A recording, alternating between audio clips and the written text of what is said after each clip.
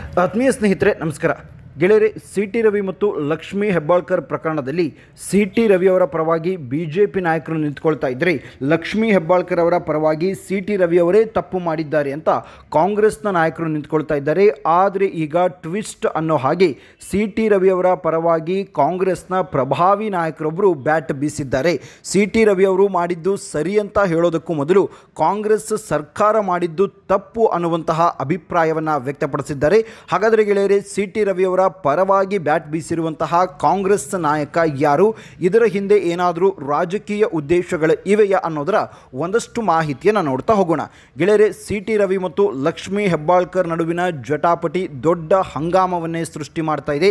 ಒಬ್ಬರ ಮೇಲೆ ಒಬ್ಬರು ಆರೋಪವನ್ನು ಮಾಡ್ತಾ ಇದ್ದಾರೆ. ಇದರ ನಡುವೆ ಸರ್ಕಾರ ದೊಡ್ಡ ರೀತಿಯಾಗಿ ವೈಫಲ್ಯ ಮೆರೆದಿದೆ ಅನ್ನೋದನ್ನು ಸ್ವತಃ ಕೋರ್ಟ್ ಕೂಡ ಒಪ್ಪಿಕೊಂಡು ಸಿ.ಟಿ. ರವಿ ಅವರ ರಿಲೀಸ್ಗೆ ಆದೇಶವನ್ನು ಕೂಡ ಮಾಡಿದೆ.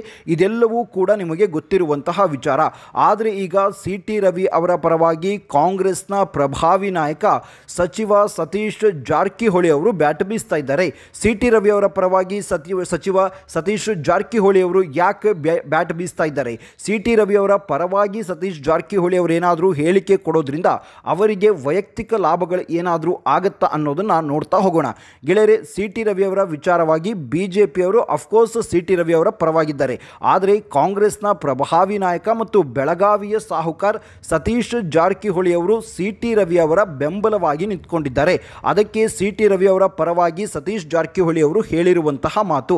ಸಿ.ಟಿ. ರವಿ ಅವರ ಪರವಾಗಿ ಸತೀಶ್ ಜಾರಕಿಹೊಳಿ ಅವರು ಮಾಧ್ಯಮದವರ ಜೊತೆ ಮಾತನಾಡ್ತಾ ಹೇಳ್ತಾರೆ, ಸಿ.ಟಿ. ರವಿ ಅವರು ಮಾತನಾಡಿದ್ದಾರೆ ಅನ್ನುವಂತಹ ಮಾಹಿತಿ ಇದೆ, ಆದರೆ ಅದರ ತನಿಖೆ ಆಗಬೇಕು. ತನಿಖೆಯ ನಂತರ ಅಷ್ಟೇ ಸತ್ಯ ಹೊರಗಡೆ ಬರುತ್ತೆ.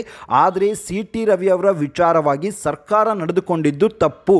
ಅದರ ಜೊತೆಗೆ ಬೆಂಬಲಿಗರು ಅಂದರೆ ಲಕ್ಷ್ಮೀ ಹೆಬ್ಬಾಳ್ಕರ್ ಬೆಂಬಲಿಗರು ಸಿ.ಟಿ. ರವಿ ಅವರ ಮೇಲೆ ಆಕ್ರಮಣ ಮಾಡಿದ್ದು ತಪ್ಪು. ಅವರ ಮೇಲೆ ಈಗ ಇಮಿಡಿಯೇಟ್ ಆಗಿ ಕೇಸ್ ದಾಖಲಾಗಬೇಕು.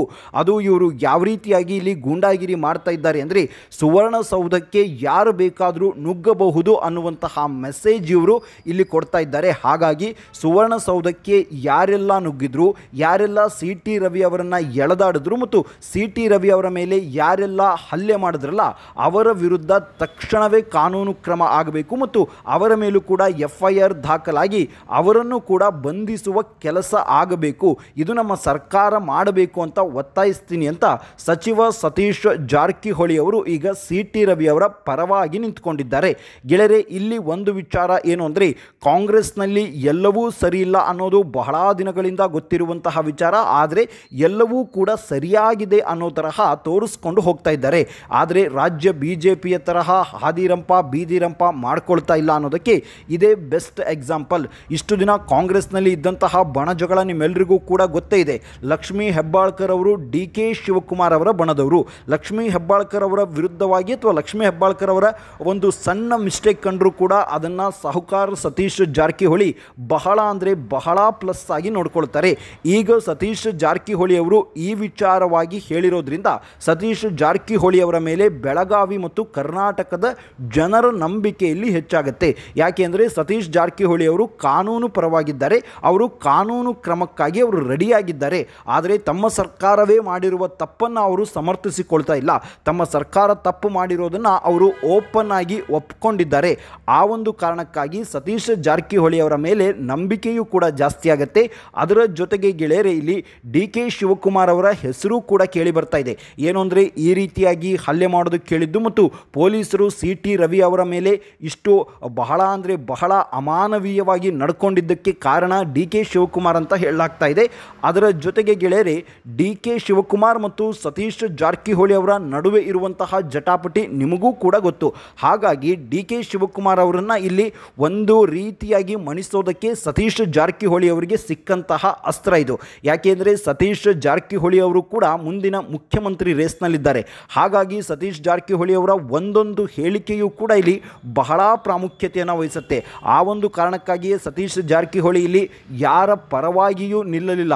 ಒಂದು ಸಿ ಟಿ ರವಿ ಅವರು ಆ ವಿಚಾರವನ್ನು ಅಥವಾ ಆ ಪದವನ್ನು ಬಳಸಿದರೆ ಅವರು ಆ ಒಂದು ವಿಚಾರದಲ್ಲಿ ಸಾಬೀತಾದರೆ ಅವರಿಗೆ ಏನು ಬೇಕಾದರೂ ಶಿಕ್ಷೆ ಆಗಲಿ, ಕಾನೂನಿನ ಪ್ರಕಾರ ಯಾವ ರೀತಿಯಾಗಿ ಶಿಕ್ಷೆ ಆಗಬೇಕಲ್ಲ ಅದು ಆಗಲಿ ಅಂತ ಅಲ್ಲಿ ಸಿ ಟಿ ರವಿ ಅವರ ವಿರುದ್ಧವಾಗಿ ನಿಂತ್ಕೊಂಡ್ರು. ಅದರ ಜೊತೆಗೆ ಇಲ್ಲಿ ಸಿ ಟಿ ರವಿ ಅವರ ವಿಚಾರವಾಗಿ ಸರ್ಕಾರ ಮಾಡಿರೋದು ತಪ್ಪು ಅನ್ನುವಂತಹ ವಿಚಾರವನ್ನು ಮೇಲೆ ಇಟ್ಕೊಂಡು ಮಾತನಾಡಿರೋದನ್ನು ನೋಡಿದ್ರೆ ಇಲ್ಲಿ ಕಾನೂನು ಅನ್ನುವಂತಹ ಒಂದು ವಿಚಾರದಲ್ಲಿ ಸತೀಶ್ ಜಾರಕಿಹೊಳಿ ಅವರು ಬಹಳ ಅಂದರೆ ಬಹಳ ಸೂಕ್ಷ್ಮವಾಗಿ ಮಾತನಾಡ್ತಾ ಇದ್ದಾರೆ. ಇದರಿಂದ ಕಾಂಗ್ರೆಸ್ನಲ್ಲಿರುವಂತಹ ಬಣ ಜಗಳವೂ ಕೂಡ ಗೊತ್ತಾಗ್ತಾ ಇದೆ. ಈ ಹಿಂದೆ ಅನೇಕ ಬಾರಿ ಸತೀಶ್ ಜಾರಕಿಹೊಳಿ ಅವರು ಓಪನ್ ಆಗಿಯೇ ಡಿ ಕೆ ಶಿವಕುಮಾರ್ ಅವರ ವಿರುದ್ಧವಾಗಿ ಮಾತನಾಡಿದ್ದಾರೆ. ಯಾವಾಗ ಈ ಹಾವೇರಿ ಮತ್ತು ಶಿಗ್ಗಾಂವಿ ಎಲೆಕ್ಷನ್ ಟೈಮ್ನಲ್ಲಿ, ಶಿಗ್ಗಾಂವಿ ಬೈ ಎಲೆಕ್ಷನ್ ಟೈಮ್ನಲ್ಲಿ ನನ್ನಿಂದನೇ ಗೆದ್ದಿದೆ ಅನ್ನುವಂತಹ ಮಾತನ್ನು ಡಿ ಕೆ ಶಿವಕುಮಾರ್ ಅವರು ಆಡಿದಾಗ ಆಗ ಸತೀಶ್ ಜಾರಕಿಹೊಳಿ ಅವರು ಹೇಳಿದ್ದೇನು ಅಂದರೆ, ನಾವೆಲ್ಲೂ ಪ್ರಚಾರವನ್ನು ತೆಗೆದುಕೊಳ್ಳೋದಿಲ್ಲ, ನಾವೇನು ಕೆಲಸ ಮಾಡಿದ್ದೇವೆ ಅನ್ನೋದು ನಮಗೆ ಗೊತ್ತು, ಹೈಕಮಾಂಡ್ಗೂ ಗೊತ್ತು, ನಾವು ಸುಮ್ಮನೆ ಬ್ಯಾನರ್ ಹಾಕ್ಕೊಂಡು ಪ್ರಚಾರ ತಗೊಳ್ಳೋದಿಲ್ಲ ಅಂತ ಡಿ ಕೆ ಶಿವಕುಮಾರ್ ಅವರಿಗೆ ನೇರವಾಗಿಯೇ ತಿಳಿದಿದ್ದರು ಸತೀಶ್ ಜಾರಕಿಹೊಳಿ ಅವರು.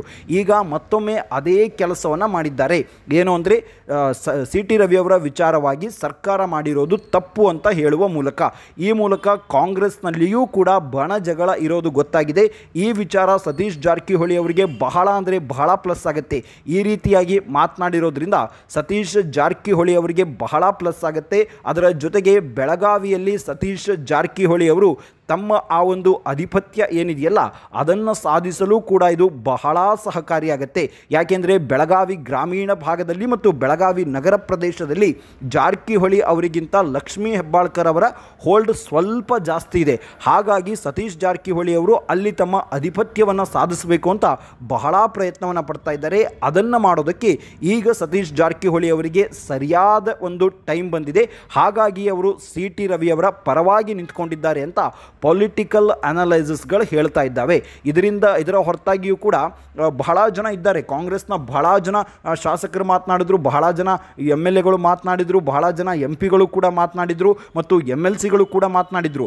ಇಲ್ಲ, ಡಿ ಕೆ ಶಿವಕುಮಾರ್ ಅವರು ಮಾಡಿದ್ದೇ ಸರಿಯಾಗಿದೆ ಮತ್ತು ಸಿ ಟಿ ರವಿ ಅವರದ್ದೇ ತಪ್ಪು ಅನ್ನುವಂತಹ ಆ್ಯಂಗಲ್ನಲ್ಲಿ ಮಾತಾಡಿದರು. ಆದರೆ ಸಿ ಟಿ ರವಿ ಅವರನ್ನು ನಡೆಸಿಕೊಂಡಿದ್ದ ರೀತಿ ತಪ್ಪು ಅನ್ನೋದನ್ನು ಯಾವ ಸಚಿವನೂ ಕೂಡ ಮಾತನಾಡಲಿಲ್ಲ ಮತ್ತು ಯಾವ ಕಾಂಗ್ರೆಸ್ ನಾಯಕರು ಕೂಡ ಮಾತನಾಡಲಿಲ್ಲ. ಆದರೆ ಸತೀಶ್ ಜಾರಕಿಹೊಳಿ ಮಾತನಾಡಿರೋದ್ರಿಂದ ಈಗ ಸಿ ಟಿ ರವಿ ಅವರಿಗೆ ಮತ್ತಷ್ಟು ಬಲವೂ ಕೂಡ ಹೆಚ್ಚಾಗಿದೆ. ಅದರ ಜೊತೆಗೆ ಬಸವರಾಜ ಹೊರಟ್ಟಿ ಯೂ ಟರ್ನ್ ಹೊಡೆದಿರೋದು ಕೂಡ ಸಿ ಟಿ ರವಿ ಅವರ ಬಲ ಮಗದಷ್ಟು ಹೆಚ್ಚಾಗಿದೆ. ಒಟ್ಟಾರೆಯಾಗಿ ಈ ಪ್ರಕರಣ ಈಗ ರಾಜ್ಯಾದ್ಯಂತ ಬಹಳ ದೊಡ್ಡ ಸದ್ದು ಮಾಡ್ತಾ ಇದೆ, ಬಹಳ ಚರ್ಚೆಗೂ ಕೂಡ ಗ್ರಾಸ ಆಗ್ತಾ ಇದೆ. ಒಂದೊಂದೇ ವಿಚಾರಗಳು ಈಗ ಹೊರಗಡೆ ಬರ್ತಾ ಇದ್ದಾವೆ. ಇದರಲ್ಲಿ ವೈಯಕ್ತಿಕ ದ್ವೇಷ ಇತ್ತ ಅಥವಾ ಇನ್ನೇನಾದರೂ ಯಾವುದೋ ಒಂದು ವಿಚಾರವನ್ನು ಡೈವರ್ಟ್ ಮಾಡೋದಕ್ಕೆ ಈ ವಿಚಾರವನ್ನು ಎತ್ತಿಕೊಂಡ್ರ ಅನ್ನೋದು ಈಗ ಬಹಳ ಅಂದರೆ ಬಹಳ ದೊಡ್ಡ ಯಕ್ಷ ಪ್ರಶ್ನೆಯಾಗಿದೆ. ಯಾಕೆಂದರೆ ಈ ರೀತಿಯಾಗಿರುವಂತಹ ಗಲಾಟೆಯಿಂದ ಮತ್ತೊಂದು ವಿಚಾರ ಬಹಳ ಅಂದರೆ ಬಹಳ ಸೈಡ್ ಲೈನ್ ಆಗಿಬಿಡುತ್ತೆ. ಮಾಧ್ಯಮದಲ್ಲಿ ಅವತ್ತು ಏನಾಗಿರುತ್ತಲ್ಲ ಆ ಘಟನೆಯ ಬಗ್ಗೆ ಬಹಳ ಬಿಸಿಯಾಗಿರುವಂತಹ ಚರ್ಚೆ ಆಗುತ್ತೆ. ಆದರೆ ಇದರ ಹಿಂದೆ ಏನಾದರೂ ಉದ್ದೇಶ ಇದೆಯಾ ಅನ್ನೋ ಆ್ಯಂಗಲ್ನಲ್ಲೂ ಕೂಡ ಪೊಲೀಸರು ತನಿಖೆ ಮಾಡಬೇಕಾಗತ್ತೆ. ಯಾಕೆಂದರೆ ಸುಮ್ಮನೆ ಈ ರೀತಿಯಾಗಿ ಈ ರಾಜಕಾರಣಿಗಳು ಹೊಡೆದಾಡ್ತಾ ಕುಳಿತುಕೊಂಡ್ರೆ ಇಲ್ಲಿ ಸಾಮಾನ್ಯ ಜನರು ಏನು ಮಾಡಬೇಕು ಅನ್ನುವಂತಹ ಪ್ರಶ್ನೆ ನನ್ನದಾಗಿದೆ. ಇದು ಗೆಳೆಯರೆ ಸತೀಶ್ ಜಾರಕಿಹೊಳಿ ಅವರು ಸಿ ಟಿ ರವಿ ಅವರ ಪರವಾಗಿ ಮಾತನಾಡಿದ್ದರ ಬಗ್ಗೆ ಒಂದಷ್ಟು ಮಾಹಿತಿ. ಮುಂದಿನ ವಿಡಿಯೋದಲ್ಲಿ ಮತ್ತಷ್ಟು ಮಾಹಿತಿಯ ಜೊತೆಗೆ ಬರ್ತೀನಿ. ಅಲ್ಲಿವರೆಗೂ ಜೈ ಹಿಂದ್, ಜೈ ಕರ್ನಾಟಕ.